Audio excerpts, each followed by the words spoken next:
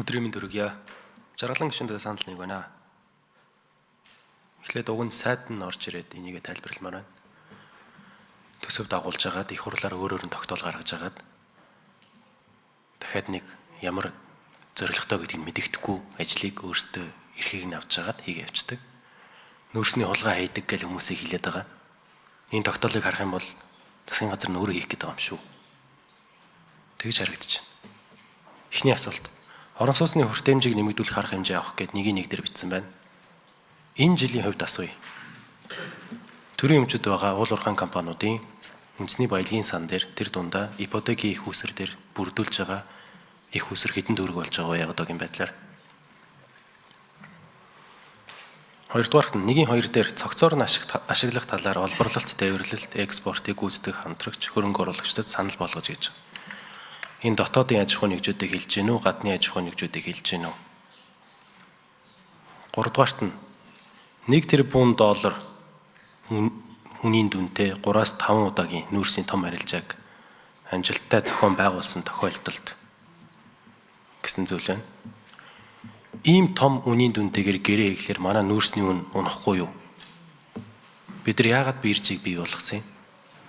Өрсөлдөөнийг бий болгоод аль болох их хэмжээгээр л үнийн дүнгийн өндөр байдлаар, тоон дотны үнийн дүнг өндөр байдлаар борлуулах гэсэн зорилготойгоор биржийн тухай хуулийг баталсан. Том үнийн дүнгээр цөөхөн удаа гэрээ хийхлээр орлого үн буурах биш үү? Энгийн логикоор бодоход энэ 3 асуултанд хариулт авъя.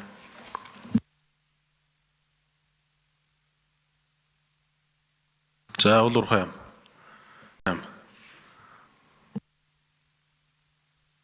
Хоёр номер.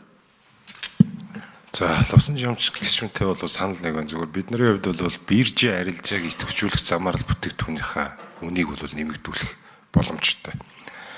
За тухайлах юм бол энэ оны 6 сард бол Эрдэнэс 5-7% компанийн хувьд бол 1.2 сая хувьцаат нүүрс биржээр арилжаалсан байсан. За энэ бүн нийтдээ арилжаа бол нэлээд олон удаагийн арилжаа амжилтгүй болсон.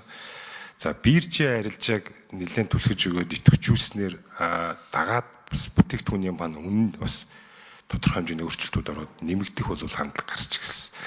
Сүүлийн 3 сарын хугацаанд бол бас нүүрсний үн бол бас бирж дээр бол бага хэмжээгээр ч гэсэн дэшээ бол өндих бол хандлагатай байгаа.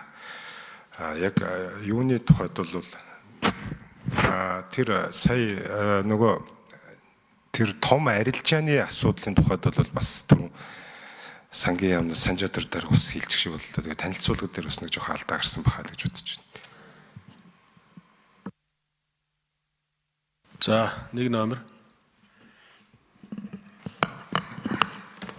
Сангийн яам санжаатарч гишүүний асуултанд хариулъя. За хуримтлалын санд буюу одоо ипотек зарцуулах ёстой. Энэ санд бол 2025 оны байдлаар бол 507.1 тэрбум төгрөг бол төвлөрөхөөр байгаа. За эх 26 онд бол бид нэр 528.9 тэрбум төгрөг бол нэмж төвлөрлөнө гэсэн байдлаар бол тооцсон байгаа. Энэ нийлэлд бол нэг их найд 36 тэрбум төгрөг болно.